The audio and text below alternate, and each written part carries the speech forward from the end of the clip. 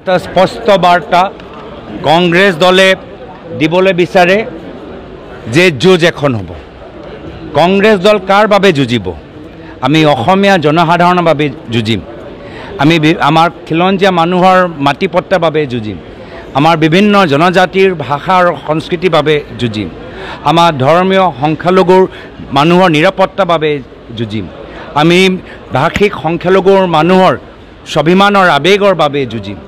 আজি প্ৰত্যেক আমাৰ অসমীয়া নাগৰিক যিসকলৰ ওপৰত বৰ্তমান চৰকাৰে অন্যায় আৰু অত্যাচাৰ চলাই আছে তেখেতৰ মুকলি কণ্ঠৰ বাবে স্বাধীনতাৰ বাবে কংগ্ৰেছ দল যুঁজিব।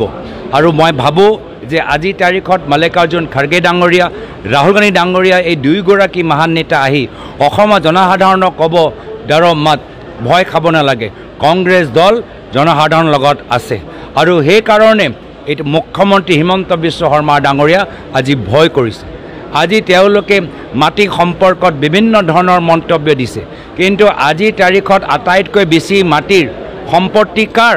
আটাইতকৈ বেছি মাটিৰ সম্পত্তি হৈছে মুখ্যমন্ত্ৰীৰ।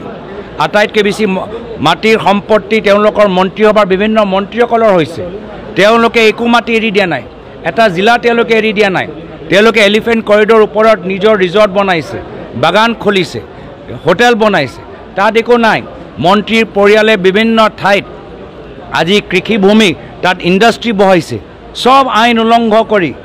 আজি প্ৰায় 17,000 আমাৰ একৰ, প্ৰায় 50,000 বিঘা মাটি আজি তেওঁলোকে অসমীয়াৰ খিলঞ্জীয়া মানুহৰ মাটি, জনজাতিৰ মাটি, ধৰ্মীয় সংখ্যালঘুৰ মাটিখিনি বাহিৰত দি দিবলৈ আহিছে।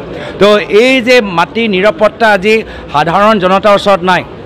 মাটি পট্টা, মাটি অধিকাৰ উজনি হওক, নামনি হওক, ব্ৰহ্মপুত্ৰ হওক, বৰাক হওক বা গুৱাহাটী পাহাৰত হওক বসবাস কৰা মানুহসকলৰ মাটি ভূমি পট্টা নাই। কিন্তু আটাইতকৈ মাটি যদি দখল কৰিছে সেয়া হৈছে চিফ মিনিষ্টাৰ, মুখ্যমন্ত্ৰী আৰু তেওঁলোকৰ ঘনিষ্ঠ মন্ত্ৰীসকলৰ। আৰু সেইকাৰণে এই মাটি সুৰক্ষাৰ বাবে, জনজাতিৰ স্বাভিমানৰ বাবে, ভাষিক আৰু ধৰ্মীয় সংখ্যালঘু মানুহৰ নিৰাপত্তাৰ বাবে কংগ্ৰেছ দল এবাৰ ৰণত নামিব, যুঁজ এখন হ'ব। Thank you.